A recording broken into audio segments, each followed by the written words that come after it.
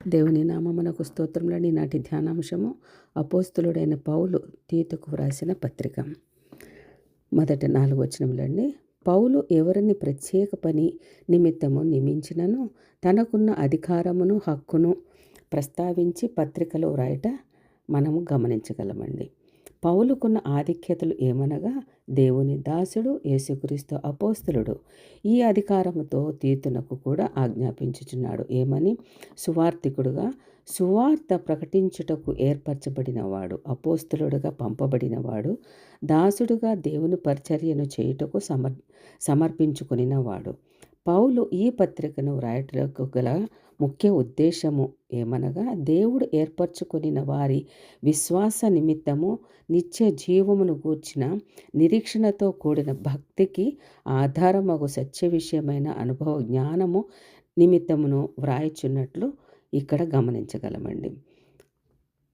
పౌలు సువార్త అంతయు నిత్య జీవమును గూర్చిన నిరీక్షణ దాని మీద ఆధారపడి ఉంటుందండి. ఎప్పుడు కూడా జీవమును గురించి, సిలువను గూర్చి, శ్రమల గురించి, వారి యొక్క ప్రాణాల గురించి ఈ విధంగా రకరకాలుగా ఆయన అనుభవంలోంచి యేసుక్రీస్తును ఆధారం చేసుకుని ఏ విధంగా బ్రతికాడో, ఏ విధంగా సేవ చేశాడో, ఇతరులకు ఏ విధంగా పత్రికలు వ్రాశాడో అన్నీ కూడా ఈ యొక్క నిత్య జీవము గురించి నిరీక్షణ మీద ఆధారపడి ఉన్నాయి.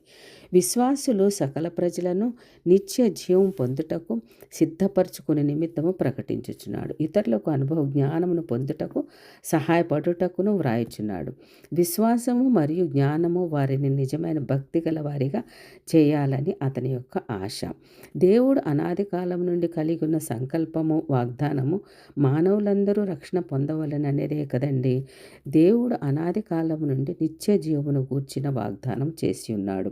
అదే పౌలు గారు కూడా ఆ నిత్య జీవం గురించి ఆ నిరీక్షణ కలిగి ఉండాలని ఈయన కూడా అదే సువార్త చెప్తున్నారు. దేవుడు ఈ సత్య సువార్తను ప్రకటించుటకు పౌలును ఏర్పరచుకున్నాడు. తన వాక్యమును యుక్త కాలంలో ఎందు బయలుపరిచాను. దేవుని సంకల్పము యేసుక్రీస్తు అను మన రక్షకుని రాకడతో ప్రత్యక్షపరచబడినది. పౌలు తీతును గూర్చి నా నిజమైన కుమారుడకు తీతుకు శుభమని చెప్పి ఈ పత్రిక వ్రాయిచున్నానన్నాడు. తీతు తిమోతి వలె పౌలుకు నమ్మకస్తుడైన పరిచారకుడు.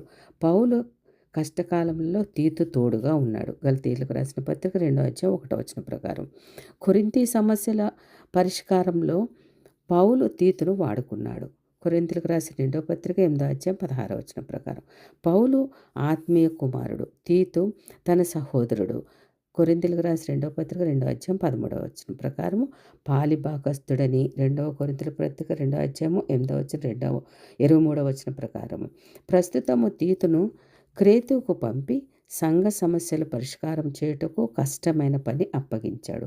అప్పగింపబడిన పని సమర్థవంతముగా చేయుటకు దేవుని నుండి, యేసుక్రీస్తు నుండి కృపా కనికరము సమాధానము నీకు కలుగునుగాక అని దీవించి పంపుచున్నాడు. ఇటువంటి సువార్త సేవ గురించి పౌలు ఎంతోమంది పత్రికలు వ్రాసి వారిని బలపరిచి వారిని అనేక చోట్లకు పంపించడం వలన సువార్త వ్యాపించింది. అందుకు పౌలు గారిని యేసుక్రీస్తు ఎన్నుకున్నారు.